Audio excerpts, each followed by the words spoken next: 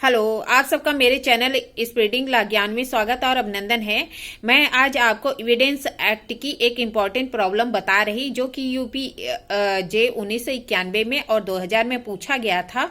Important problem है। अगर आपको इसका उत्तर पता है तो इनबॉक्स में जाकर टाइप करिए, नहीं पता है तो मेरी पूरी वीडियो वॉच कर लीजिए। का जो कि गोली से घायल था ने अस्पताल में मजिस्ट्रेट के समक्ष एक कथन किया कि ख ने उसे गोली मारी है। क्या कह रहा है? क जो कि गोली से घायल था अस्पताल में मजिस्ट्रेट के समक्ष कथन करता है कि ख ने उसे गोली मारी है, किंतु इस चोट से क नहीं मरा। मजिस्ट्रेट के समक्ष किया गया क का कथन क्या साक्ष्य के रूप में ख के विरुद्ध ग्राह्य है? क्या उसकी कोई अन्य उपयोगिता है? क्या कह रहा? क जो कि गोली से घायल था अस्पताल में मजिस्ट्रेट के समक्ष कथन करता है कि ख ने उसे गोली मारी है, किंतु उस चोट से क नहीं मरा। मजिस्ट्रेट के समक्ष किया गया क का कथन क्या साक्ष्य के रूप में ख के विरुद्ध ग्राह्य है? क्या उसकी अन्य उपयोगिता है? आइए देखिए प्रॉब्लम का सलूशन क्या कह रहा है कि जो प्रस्तुत समस्या है वह एविडेंस एक्ट की जो धारा 32 की उपधारा 1 है तथा जो धारा 157 के उपबंध है उसके अंतर्गत सुसंगत है। धारा 32(1) में मृत्युकालीन कथन को सुसंगत बनाया गया है। क्या है? डाइंग डिक्लेरेशन को सुसंगत बनाया गया है। तो क्या कहता है 32(1) मृत्युकालीन कथन, जबकि वह कथन किसी व्यक्ति द्वारा अपनी मृत्यु के कारणों के बारे में या उस संव्यवहार की परिस्थितियों के बारे में किया गया हो जिसके फलस्वरूप उसकी मृत्यु हुई हो, तब उन कारणों में जिसमें उसकी मृत्यु के कारण प्रश्नगत हो ऐसा कथन सुसंगत है। क्या कह रहा है? 32(1) कह रहा है मृत्युकालीन कथन से तात्पर्य है कि जब कोई व्यक्ति कथन करने वाला व्यक्ति द्वारा अपनी मृत्यु के कारणों के बारे में या संव्यवहार की ऐसी परिस्थितियों के बारे में कथन किया गया हो जिसके फलस्वरूप उसकी मृत्यु हुई हो, तब उन मामलों में जिसमें कि उसकी मृत्यु के कारण प्रश्नगत हो तो वह कथन क्या होगा? सुसंगत होगा। चाहे उस व्यक्ति ने जिसने उसे किया हो मृत्यु की आशंका उसे हो या ना। मतलब कह रहा है चाहे वह व्यक्ति जिसने उसे किया हो करते समय उसे उसकी मृत्यु की आशंका हो या ना हो, और चाहे कार्यवाही मृत्यु के कारण जिसमें प्रश्नगत हो कैसी ही प्रकृति का ना हो। मतलब कह रहा है मृत्युकालीन कथन से तात्पर्य है कि जब कोई व्यक्ति अपनी मृत्यु के कारणों के बारे में या संव्यवहार की ऐसी परिस्थितियों के बारे में कथन करता है जिसके फलस्वरूप उसकी मृत्यु हुई है, तो उन मामलों में जिसमें कि उसकी मृत्यु प्रश्नगत है यह कथन क्या होगा? सुसंगत होगा। चाहे ऐसा व्यक्ति को मृत्यु की प्रत्याशंका कथन करते समय हो या न हो, और चाहे कार्यवाही कैसी ही प्रकृति की क्यों न हो। कह रहा 32(1) में कथन को सुसंगत होने के लिए निम्नलिखित आवश्यक तत्व पूरा करना आवश्यक है। कह रहा है कि इसके लिए कुछ आवश्यक तत्व हैं। क्या क्या है? तो कह रहा है कथनकर्ता द्वारा कोई कथन किया गया हो। कथन क्या ऐसा होना चाहिए? लिखित या मौखित होना चाहिए। कथनकर्ता द्वारा लिखित या मौखित कथन किया जाना चाहिए। कह रहा है कि कथनकर्ता कोई कथन करता है, कथन कैसा होना चाहिए? लिखित या मौखित होना चाहिए। फिर कह रहा है कथन मृत्यु के कारणों के बारे में होना चाहिए। उसको क्या होना चाहिए? रिलेट होना चाहिए। किस बात के? मृत्यु के कारणों के, रीजन ऑफ द डेथ के बारे में होना चाहिए। फिर कह रहा है कि कथन उन परिस्थितियों के विषय में होना चाहिए जिसमें कि उसकी मृत्यु हुई हो। कह रहा है कि क्या है? कथन जो उन सर्कमस्टांसेस के बारे में होना चाहिए जिसके फलस्वरूप उसकी मृत्यु हुई है। फिर कह रहा है कथन करने वाले को मृत्यु की आशंका होना आवश्यक नहीं है। इससे इस बात की आशंका होना आवश्यक नहीं है कि उसकी मृत्यु हो जाएगी या नहीं। फिर कह रहा है कि कार्यवाही कैसी ही प्रकृति का क्यों न हो और कथन कर्ता का मृत्यु हो जाना आवश्यक है। कह रहा है कि कथनकर्ता की मृत्यु हो जाना आवश्यक है, क्योंकि अगर उसकी मृत्यु नहीं होती तो उसके कथन की 32(1) में जो है कोई वैल्यू नहीं होगी। यहाँ पे नहीं होगी, फिर 157 में भले होती है।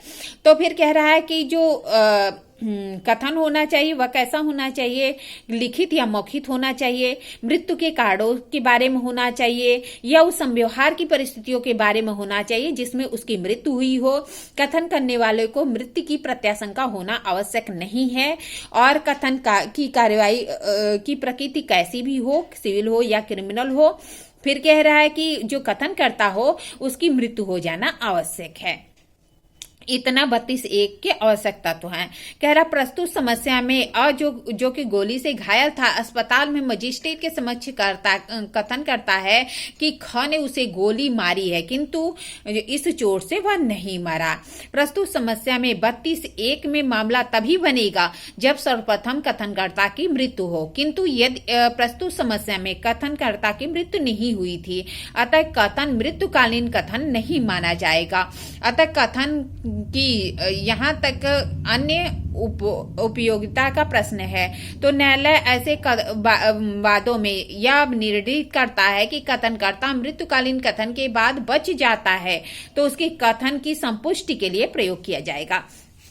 मतलब कह रहा है कि अगर वो कथन करने वाला वो गोली लगा था और वो मजिस्ट्रेट के समक्ष कथन करता है कि ख ने गोली मारी है, लेकिन वो मरता नहीं है, यहाँ पे जो ये कथन है ये 32(1) के तहत सुसंगत नहीं होगा, क्योंकि इसमें एक आवश्यक तत्व है कि कथनकर्ता की मृत्यु हो जानी चाहिए। यहाँ पे उसकी मृत्यु नहीं हुई थी, इसलिए इसे मृत्युकालीन कथन नहीं माना जाएगा।